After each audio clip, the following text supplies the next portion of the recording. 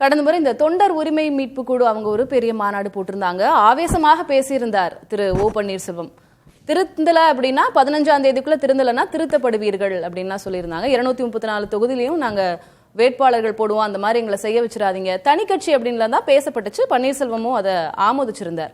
இப்போ அமித்ஷாவை சந்திச்சுட்டு வந்ததுக்கு பிறகு நான் அப்படிலாம் சொல்லவே இல்லையே, தனி கட்சியெல்லாம் ஒண்ணுமே இல்லையே அப்படின்ற ஒரு நிலைப்பாடு மாற்றம். இப்போ ஓபிஎஸ் அவர்களுடைய ஆப்ஷன்ஸ் அப்ப இப்ப என்னவா இருக்கு? தனி கட்சி இல்லை அப்படின்னு அவரே சொல்லிட்டார்.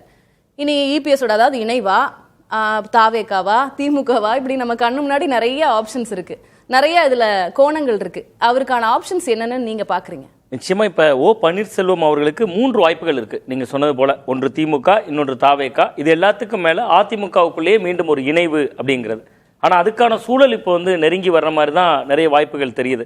ஏன்னா நீங்க குறிப்பிட்டதை போல இதற்கு முன்பு மிக முக்கியமா பேசினாங்க, ஒரு தனி கட்சி ஆரம்பிப்போம். வைத்தியலிங்கம் சொன்னார் அந்த வார்த்தையை. அதிமுக உரிமை மீட்பு குழு இனிமேல் கழகமா மாறப்போகுது அப்படிங்கிற வார்த்தையை அவர் குறிப்பிட்டிருந்தார். ஆனா இப்ப அதற்கு நேர்மாறா பேசக்கூடிய ஒரு காட்சியை பார்க்க முடியுது. காரணம் என்ன அப்படின்னு பாத்தீங்கன்னா, செங்கோட்டையன் அவர்களுடைய மாற்றம் தான் இதுக்கு அடித்தளமா இருக்கு அப்படின்னு பாக்குறேன். ஏன்னா செங்கோட்டையன் அவர்கள் தமிழக வெற்றி கழகம் நோக்கி போவாங்கன்னு அதிமுகவும் நினைக்கல, பாஜகவும் நினைக்கல. அது ஒரு புதிய அஸ்திரத்தை அவர் எய்துட்டார். இதுவரைக்கும் விளக்கப்பட்டவர்கள் அல்லது நீக்கப்பட்டவர்கள்லாம் உள்ளுக்குள்ள இருந்து தான் எதிர்ப்பு குரல் எழுப்பிட்டு இருந்தாங்க. அது அதிமுகவை பெரிய அளவில் சேதப்படுத்தல. ஒரு வெற்றி பெறுவதற்கு தான் அவங்களுக்கு வெற்றி விளிம்பதான் கேள்விக்குறியாக்கச்சே ஒழிய அந்த 2ஆம் இடத்தையும் இன்னொரு இடத்துக்கு கொண்டு போற கேள்விக்குறி ஆக்கல. ஆனா அந்த செங்கோட்டையன் அவர்களுடைய அந்த தாவேக்கால போய் இணைந்த பின்பு ஓ பன்னீர்செல்வம் அவர்களுடைய தேவை ரொம்ப ஆழமா பாஜகவுக்கும் உணர ஆரம்பிக்குது, அதிமுகவும் உணர ஆரம்பிக்கிறாங்க. அதிமுக உணர ஆரம்பிக்கிறாங்க. ஏன்னா உங்களுக்கு தென் மாவட்டங்கள்ல 58 சட்டமன்ற தொகுதிகள் இருக்கு.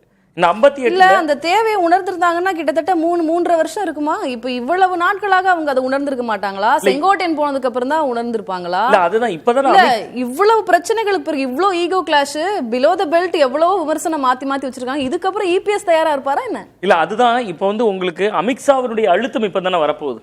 நீங்க அமித்ஷா அவர்கள் இப்பதானே கூப்பிட்டு பேசுறாரு. நீங்க கிட்டத்தட்ட ஓ பன்னீர்செல்வம் அவர்கள் அமித்ஷா அவர்களை சந்திக்கணும், பிரதமர் மோடி அவர்களை சந்திக்கணும், உங்களை சந்திச்சா நான் பாக்கியவானாக உணர்வேன்லாம் கடிதம் கொடுத்தார். அப்பொழுதெல்லாம் அவரை சந்திக்கிறதுக்கான நேரமோ காலமோ கொடுக்கப்படவே இல்லை.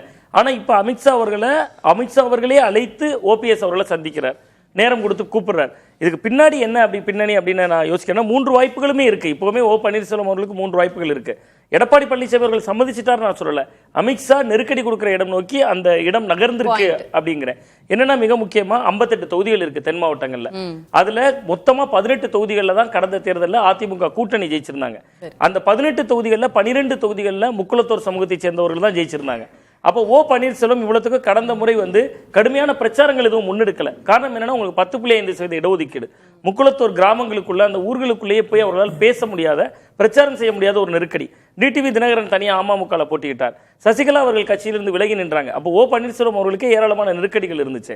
சோ இப்ப அதிமுக என்ன நினைக்கிறாங்கன்னா, மீண்டும் முக்குளத்தோர் ஓட்டுகளை தங்கள் முகமா திருப்பணுங்கிறதுக்காக தான் எடப்பாடி பழனிசாமி அவர்கள் அண்மையில கூட பாரத ரத்னா விருது பத்தி எல்லாம் பேசினார். முத்துராமலிங்க தேவரையா அவர்களுக்கு பாரத ரத்னா விருது கொடுக்கணும் அப்படின்லாம் பேசினார்.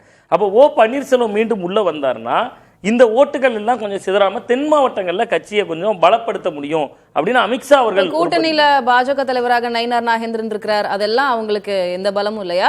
ஓ பன்னீர்செல்வம் அவர்களுடைய அதான் தேவைப்படுதா? இல்ல, நயினார் நாகேந்திரன் அவர்கள் முக்குளத்தோர் சமூகத்தை சேர்ந்தவராக இருந்தாலும் அவரே கூட திருநெல்வேலியில இல்லாம சாத்தூருக்கு இடம்பெயரலாமா, நாங்குநேரிக்கு இடம்பெயரலாமான்னு தான் தொகுதி பார்த்து கொண்டிருக்கிறார். நம்ம வெளிப்படையாக பார்த்தா அப்படிதான் சர்வேக்கள்ல எடுக்கிற விதமான தகவல்கள் வருது.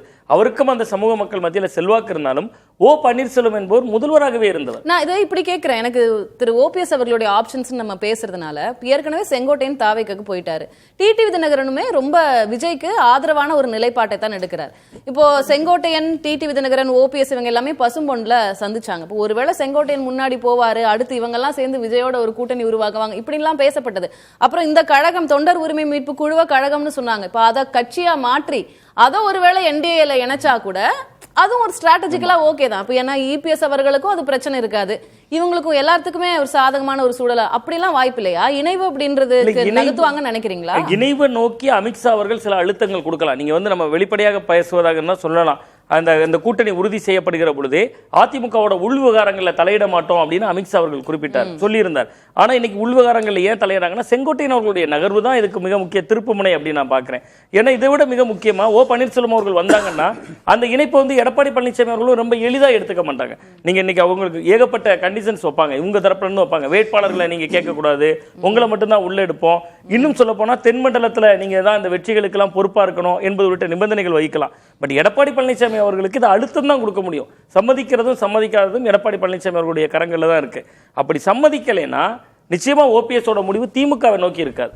ஏன்னா நீங்க இன்னைக்கு திராவிட முன்னேற்ற கழகத்தில் இருக்கிற அமைச்சர் அவர் சம்மதிக்க வைக்கப்படலாம் வாய்ப்பு இல்லையா? சம்மதிக்கலைன்னா திருத்தப்படுவீர்கள், அது அதெல்லாம் வாய்ப்பு. அதுதான் நம்ம உள்கட்சி விவகாரங்களை தலையிட மாட்டாங்கன்னு அவங்களுடைய குரலே நாசுக்கா நம்ம சொல்லிட்டோம். இப்ப அழுத்தம் கொடுக்கறதுக்கு பேர் என்ன சார்? தொடர்ந்து செங்கோட்டையன் மீட் பண்றாரு, ஓ பன்னீர்செல்வம் மீட் பண்றாரு, இப்ப இதெல்லாம் உள்கட்சி விவகாரம் இல்லையா? இல்ல, உள்கட்சி விவகாரம் தான், அழுத்தம் கொடுப்பாங்க தான். நான் அதுதான் என்ன சொன்னேன், எடப்பாடி பழனிசாமி அவர்கள் இந்த அழுத்தத்துக்கு உடன்படுறவரா இருப்பாரா இல்லையா என்பது ஒரு கேள்விக்குறி. ஏன்னா ஏற்கனவே 2024 பாராளுமன்ற தேர்தலில் அவர்களுக்கு முக்கியமான தேர்தலே ரொம்ப அசால்ட்டா அந்த கூட்டணியை உதறிவிட்டு வந்தார். அப்ப அவர் அந்த பொதுச் செயலாளர் இருக்கே ரொம்ப பெரிதாக நினைக்கிறார். ஆனா வரக்கூடியது சட்டமன்ற தேர்தல், அவருக்குமே தென் மாவட்டங்கள்ல கணிசமான எண்ணிக்கையில இடம்பெறது முக்கியமா இருக்கு எடப்பாடி பழனிசாமி அவர்களுக்கு. சோ அந்த அழுத்தம் வந்துச்சுன்னா அதற்கு உடன்படுவதற்கான வாய்ப்பும் இருக்கு. அப்படி இல்லைன்னா ஓ பன்னீர்செல்வம் அவர்கள் நிச்சயமா திமுக பக்கம் நகர மாட்டாருன்னு பாக்குறேன். அதுக்கு மட்டும் ஒரு விளக்கம் சொல்லிடுறேன். இன்னைக்கு திமுக அமைச்சரவையில் இருக்கிற 8 அமைச்சர்கள் அதிமுகல இருந்து போனவங்க. ஆனா அவர்கள் யாருமே அதிமுகவை மீட்கணும்னோ அதிமுக உரிமை கோரியோ போராட்டம் செய்தோ கிளர்ச்சி செய்தோ ஒரு பெரும்படையை திரட்டிட்டு போனதில்லை. ஒரு அனிதா ராதாகிருஷ்ணன் போனார்னா திருச்செந்தூர்ல அவருக்கு ஒரு செல்வாக்கு இருந்தது, அவர் அந்த செல்வாக்கை நிமித்தமா திமுகவுக்கு போனார். சேகர் பாபு அப்படிதான். அப்படி ஒவ்வொருவரும் அந்தந்த வகையில தான். ஆனா ஓ பன்னீர்செல்வம் அவர்கள் பின்னால் திரண்டு இருக்கிற படை என்பது அதிமுகக்குள்ள என்னைக்காவது இவருக்கு இடம் கிடைச்சிரும் அல்லது அதிமுகவை மீட்டுருவாரு அப்படிங்கிற நம்பிக்கையில போன படை. அதனால அவங்க திமுக பக்கம் நகர்ந்தாங்கன்னா ரொம்ப எளிதா துரோகம் அப்படிங்கிற முத்திரை அவர் மேல விழும்னு அவர் நினைப்பாரு. சோ அவரோட இன்னொரு சாய்ஸா தாவேக்கா இருக்கலாம். அது அதிமுகவை மிக மிக பலவீனத்துக்கு தள்ளிரும். அந்த இடத்தை நோக்கி நகர்த்திடக்கூடாதுன்னு தான் அமித்ஷா இந்த முடிவை